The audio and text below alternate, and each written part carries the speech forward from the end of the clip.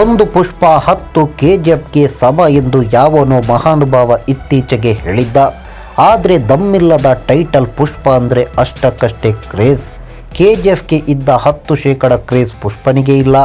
December 17ರಂದು ಪುಷ್ಪ ತೆರೆ ಕಾಣಲಿದ್ದು ಈಗಾಗಲೇ booking open ಆಗಿದೆ.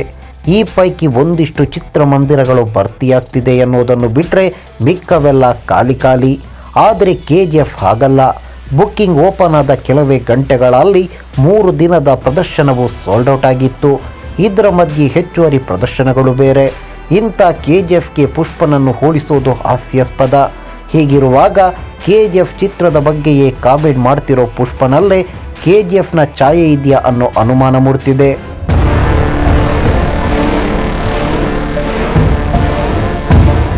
ಎಸ್, ಪುಷ್ಪ ಚಿತ್ರದ ಬಗ್ಗೆ ಎಲ್ಲ ಆಯಾಮಗಳಲ್ಲಿ ನೋಡಿದ್ರೂ ಇದರಲ್ಲಿ KGF ಚಿತ್ರದ ಛಾಯೆಗಳು ಎದ್ದೆದ್ದು ಕಾಣುತ್ತೆ.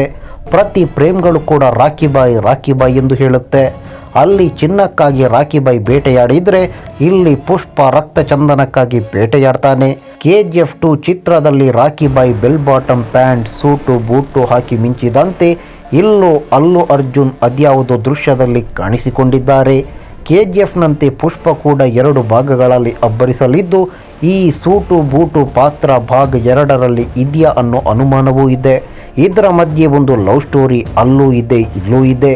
ಹಾಗೆ ಇದರ ಕತೆ ನೋಡ್ತಿದ್ರೆ ಸಾಧು ಕೋಕಿಲ ನಿರ್ದೇಶನದ ಉಪೇಂದ್ರ ದರ್ಶನ್ ಅಭಿನಯದ ಅನಾಥರು ಚಿತ್ರದ ಛಾಯೆಯು ಎದ್ದು ಕಾಣುತ್ತೆ. ತಮಿಳಿನ ಪಿತಾಮಗನ್ ಚಿತ್ರದ ರಿಮೇಕ್ ಇದಾಗಿದ್ದು ಇದರಲ್ಲಿ ಗಾಂಜಾ ದಂಧೆ, ಪೊಲೀಸ್ ಅರೆಸ್ಟ್, ಕೊಲೆ ಹೀಗೆ ಕ್ರೈಮ್ ಕಥಾ ಹಂದರವನ್ನು ಈ ಚಿತ್ರ ಹೊಂದಿತ್ತು.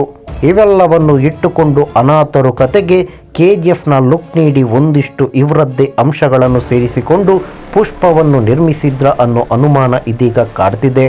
ಒಟ್ಟಿನಲ್ಲಿ ಪುಷ್ಪನಿಗೆ ನಮ್ಮ ಕನ್ನಡದ KGFನ ಹತ್ರ ಸುಳಿಯೋಕ್ಕೂ ಅಸಾಧ್ಯ. ಹೀಗಿರುವಾಗ 10 KGF ಎಲ್ಲಿಂದ ಬಂತು? ನಮಸ್ಕಾರ.